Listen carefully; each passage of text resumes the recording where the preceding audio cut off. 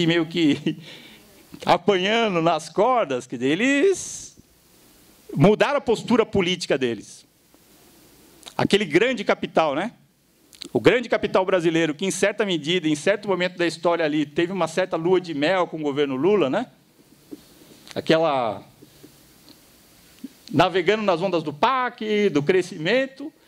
No segundo mandato da Dilma, ela mudou o seu comportamento político. Isso é visível, né? Eles estão muito mais agressivos. E começaram a surfar na onda de uma certa insatisfação popular que se manifestou em 2013. E 2013 é muito simbólico desse ponto de vista, né? As manifestações de junho, que se desencadearam lá em São Paulo, com uma reivindicação legítima da população, né? Movimento Passe Livre, eu estou até vendo a camisa da companheira ali, né? Do Passe Livre, tudo começou ali. E, em anos, a gente vê uma retomada do movimento de massas no Brasil, que não é sob o comando das forças de esquerda, né? O PT esteve longe de comandar e dirigir as manifestações de 2013. É um fenômeno político novo que acontece e que nós temos que entender para dar conta da conjuntura atual. O que aconteceu ali na nossa avaliação? É uma nova classe trabalhadora, né, que foi produzida durante os anos Lula, uma juventude que está nascendo para a política, que não participou de processo político anterior. A meninada que está nas manifestações aí do ano passado, desse ano, que tem 18, 20 anos, tinha 4, 5 anos quando o Lula foi eleito. E está passando a vivenciar um novo momento político no país, em que o país cresce, em que nós temos podemos dizer, é muito controverso talvez esse conceito, mas um pleno emprego, que é muito diferente, né, dos anos do FHC, onde o desemprego era brutal.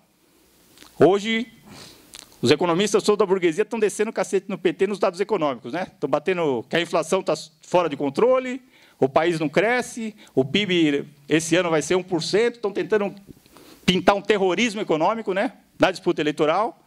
Mais um dado que é muito contraditório com essas falas deles são os índices do desemprego, né? O desemprego está muito baixo, qualitativamente muito abaixo do que era nos anos do Fernando Henrique, dos anos neoliberal. Agora, se a gente for olhar para a qualidade desse emprego, nós vamos notar que é o seguinte, são empregos que não têm sido criados com a densidade e com a qualidade que precisavam na indústria. Um fenômeno que tem acontecido no Brasil é um processo de desindustrialização. Então, tem muito emprego nos serviços, muito emprego com baixa remuneração. Então, é telemarketing, né? Motoboy. No setor de serviços do comércio, que têm sido criados. Quer dizer, as pessoas estão empregadas, mas tem um problema que é o seguinte, que as pessoas querem mudar de vida, né? Os pais desses jovens, eles melhoraram de vida. Agora, nós continuamos vivendo sob a égide de um capital brutal, de um capitalismo brutal, de uma superexploração do trabalho. E é essa equação que não está fechando. Para aquela burguesia que namorou com os anos Lula durante determinado momento, a própria realidade do pleno emprego, a própria realidade de que tem uma massa da população, principalmente da juventude, no mercado de trabalho, que se tiver liberdade, que se o país continuar num rumo de aprofundamento da democracia, de luta por direitos, que é o recado das manifestações, que é o recado progressista, né? O povo quer mudar de vida, quer melhorar de vida. Mais saúde, mais educação, mais transporte, mais Estado. Agora, esse processo para a burguesia é contraditório com a permanência de um governo do PT. A equação não fecha para eles desse ponto de vista, né? A grande burguesia brasileira, o grande capital, ele não consegue sobreviver com esse processo político em que a taxa de lucro deles tende a diminuir. Se o povão está aí, insatisfeito, vai fazer greve, vai fazer manifestação, e com esse processo vai arrancar as reivindicações na luta popular concreta, é um horizonte que para eles é insustentável.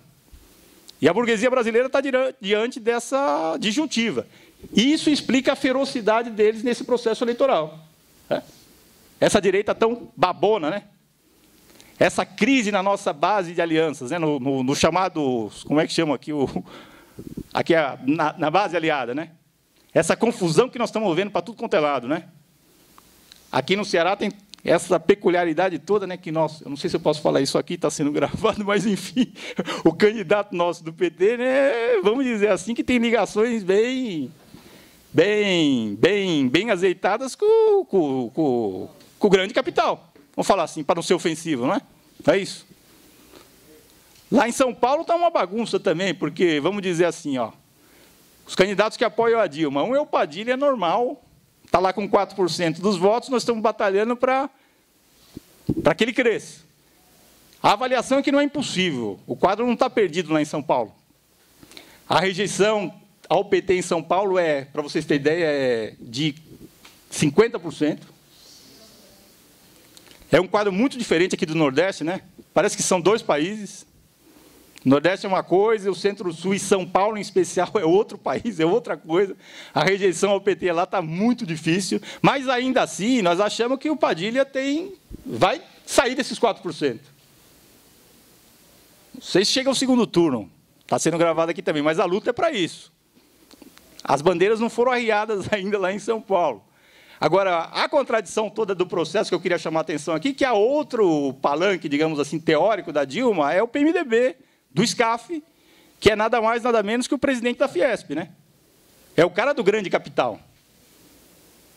E está uma briga lá em São Paulo para tentar convencer, não é a palavra exata, né? Isso vai ter que ter muita negociação e vai ter que ter concessão política ali, para que o SCAF faça campanha para a Dilma. Ele já disse na televisão que não vai fazer, né?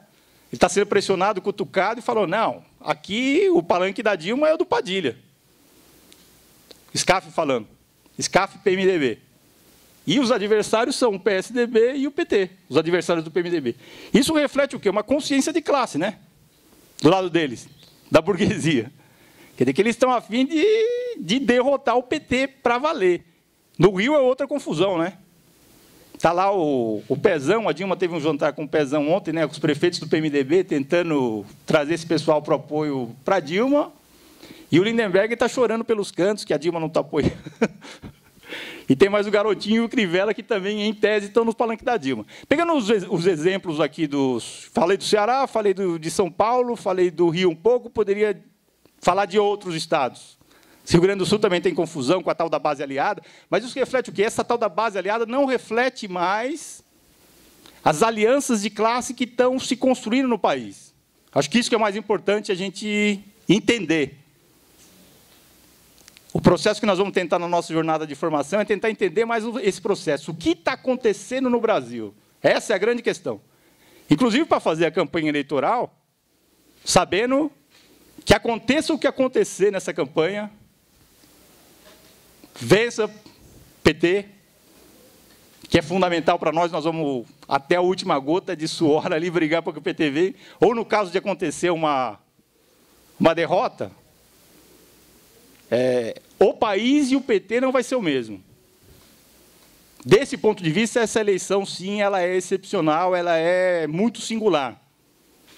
Ela vai ter o condão de dividir águas na luta de classes no país. A burguesia não vai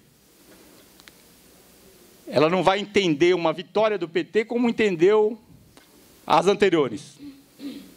Esse processo de radicalização política que a gente está vivendo tende a se aprofundar num segundo mandato da Dilma. Principalmente porque, se a gente quiser sobreviver politicamente, se o PT quiser sobreviver politicamente a essa eleição, em ganhando, nós vamos ter que fazer um segundo mandato em que a gente dê conta de todas as tarefas não realizadas nesses últimos 3 governos. E aqui eu estou falando da reforma da mídia, não dá mais para conviver com o monopólio das comunicações, a Rede Globo, a Folha de São Paulo, o Estadão, a imprensa regional aqui, hoje controlada pelas oligarquias, desancando o nosso processo. Quer dizer, o principal partido da direita hoje é a grande mídia.